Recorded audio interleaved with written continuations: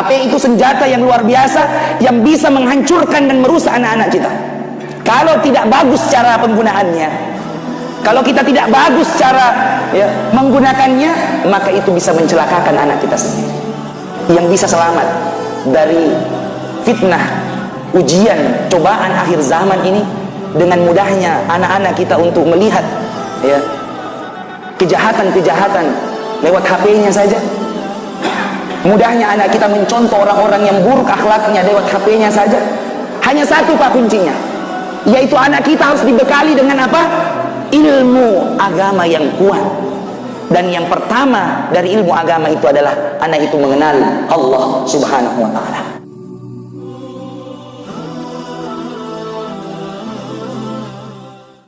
Tantangan di masa ini begitu berat. Begitu banyak usaha untuk merusak anak-anak kita, generasi kita. Peredaran obat-obat terlarang, begitu pula video-video yang tidak pantas, itu akan menghancurkan, merusak generasi muslim kita. Maka dibutuhkan benteng yang kuat, dibutuhkan pembinaan yang terbaik agar anak-anak dan generasi kita bisa selamat. Sesungguhnya jamaah sekalian, tidak ada yang bisa menyelamatkan generasi kita ini melainkan dengan pembinaan keislaman yang baik. Allah Subhanahu wa ta'ala memberikan petunjuk kepada kita tentang ilmu yang pertama harus diketahui dan diajarkan kepada anak-anak kita. Dalam surah Muhammad ayat 19, ba'da a'udzu billahi minasyaitonir rajim, fa'lam annahu la ilaha illallah. Maka ketahuilah bahwasanya tiada Tuhan yang berhak disembah melainkan Allah Subhanahu wa ta'ala. Maka kata para ulama kita, tidak ada ilmu yang paling penting, yang paling dasar yang harus diajarkan kepada umat ini dibandingkan dengan kalimat la ilaha illallah.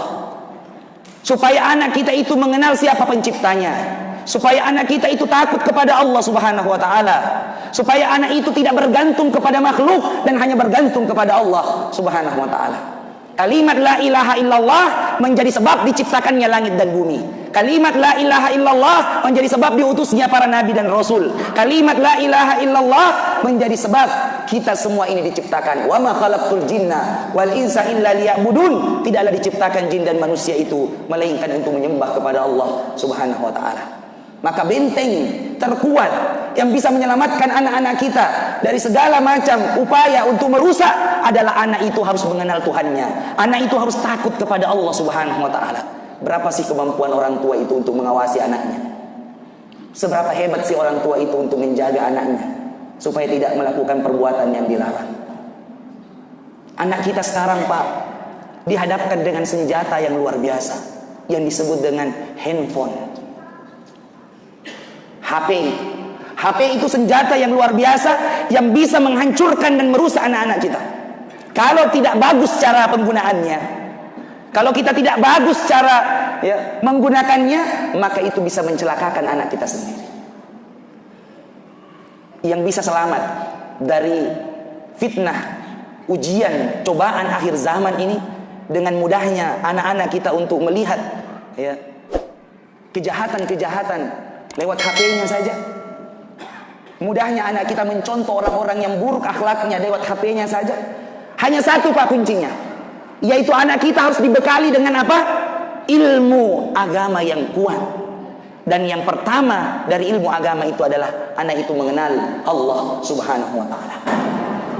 Kalau ada sekolah Bapak Ibu sekalian yang tidak mengajarkan anak kita untuk takut kepada Allah, untuk menyembah kepada Allah, ada sekolah yang tidak mengajarkan anak kita untuk bisa datang memenuhi panggilan Allah jika azan itu telah dikumandangkan, maka lebih baik pindahkan anak kita kepada sekolah yang bisa mengajarkan tentang Allah, supaya dia takut kepada Allah, supaya dia menyembah kepada Allah. Tidak ada orang pintar di dalam sejarah Islam ini Bapak Ibu sekalian yang bisa mengalahkan kepintaran dan kecerdasan ulama umat Islam. Tidak pernah ada. Tidak pernah ada orang pintar di atas muka bumi ini, Bapak Ibu sekalian, yang bisa mengalahkan kecerdasan, kepintaran ulama umat Islam. Maka jangan pernah ragu masukkan anak kita ke sekolah-sekolah Islam. Jangan pernah ragu masukkan anak kita ke pondok-pondok pesantren. Karena apapun harapan kita untuk anak itu, insya Allah, jika dia disinari dengan cahaya Allah, diridhoi oleh Allah Subhanahu wa Ta'ala, anak kita bisa menjadi orang yang paling hebat di atas muka bumi ini. Bapak Ibu sekalian, kadang sayang seorang anak yang pintar itu malah justru tidak dimasukkan ke pesantren. Yang tidak pintar disuruh masuk pesantren sana, karena nakal masuk pesantren supaya bisa dibina. Yang pintar-pintar kemana? Tidak dimasukkan ke pesantren. Padahal umat Islam ini membutuhkan orang-orang pintar untuk dididik. Supaya apa? Supaya mereka itu mengenal Allah dan bisa menjadi orang yang hebat, sebagaimana sejarahnya yang pernah dulu terukir. Siapa yang tidak mengenal Imam Asy-Syafi'i rahimahullahu ta'ala? Imam Asy-Syafi'i rahimahullah itu beliau menghafalkan Al-Quran pada umur 7 tahun, menghafal kitab hadits Al-Muwatta Imam Malik pada umur 9 tahun, dan beliau menjadi mufti memberikan fatwa, menjawab pertanyaan pada umur 15 tahun, dan beliau mengisi pengajian di Masjidil Haram sebelum beliau balik. Siapa yang mengalahkan kehebatan Imam Asy-Syafi'i? Yang disebutkan kalau beliau baca buku, Bapak Ibu sekalian, itu kalau 2 halaman, buku yang 2 halaman itu tidak boleh terbuka semuanya, harus ditutup sebelahnya. Kenapa? Kalau terbuka semuanya terhafal semuanya. Maka kalau Imam Syafi'i membaca buku itu harus tutup halaman sebelah supaya tidak bercampur hafalannya. Begitu cerdasnya Imam Asy-Syafi'i rahimahullah, dan itu tidak pernah diceritakan dalam sejarah pendidikan barat bahwa ada orang yang cerdas seperti cerdasnya Imam Syafi'i yang dilahirkan oleh pendidikan barat. Mohon maaf Bapak-bapak, Ibu-ibu sekalian, kita umat Islam ini harus bangga dengan pendidikan Islam. Tidak pernah pendidikan barat itu melahirkan orang yang cerdas sebagaimana cerdasnya Imam Asy-Syafi'i rahimahullah. Siapa yang tidak mengenal Ibnu Sina? Ibnu Sina, ulama kedokteran yang bukunya sampai hari ini menjadi rujukan dunia. Beliau menghafal Al-Quran 12 tahun. Ibnu Sina menguasai ilmu fikih, Ibnu Sina menguasai ilmu bahasa. Begitu ulama umat Islam, dengan Al-Quran di dadanya, dia mampu juga menaklukkan dunia dan menjadi ilmuwan terkenal. Siapa yang tidak mengenal Al-Jabbar? Siapa tidak mengenal Al-Khawarizmi yang punya Al-Jabbar, matematika yang kita pelajari itu, yang bisa menjelaskan dengan baik tentang masalah angka, bahkan angka nol. Angka nol dulu itu tidak ada, Bapak Ibu sekalian. Siapa yang memunculkan angka nol? Al-Khawarizmi, Al-Jabbar.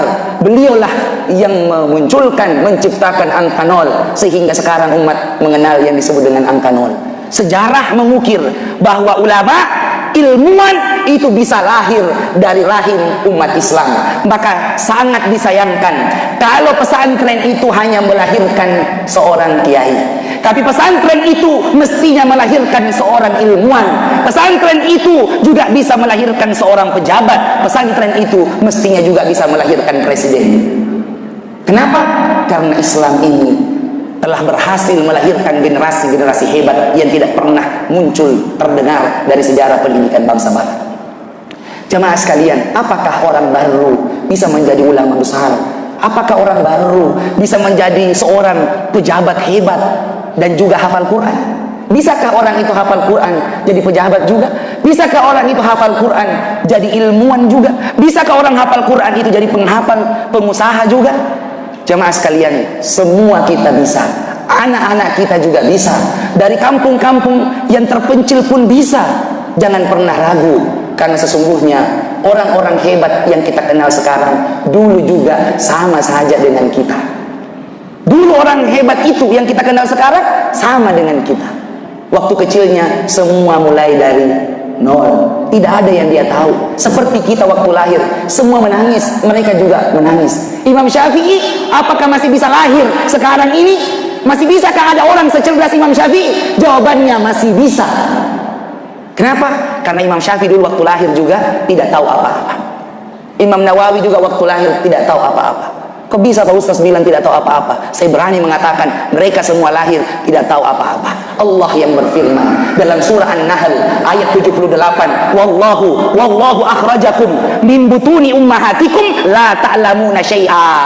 Allah subhanahu wa ta'ala yang mengeluarkan kalian dari rahim ibu kalian, la ta'lamuna syai'a, tidak ada yang kalian tahu apapun. Coba, Allah sendiri yang mengatakan bahwa kita lahir dari rahim ibu itu tidak tahu apa-apa. Wa ja'ala lakumus sam'a, tapi Allah memberikan kita pendengaran, wal absara, Allah memberikan kita penglihatan, wal afidah, Allah memberikan kita hati dan akal sehat, la'allakum tashkurun, agar kalian bersyukur atas nikmat Allah subhanahu wa ta'ala itu.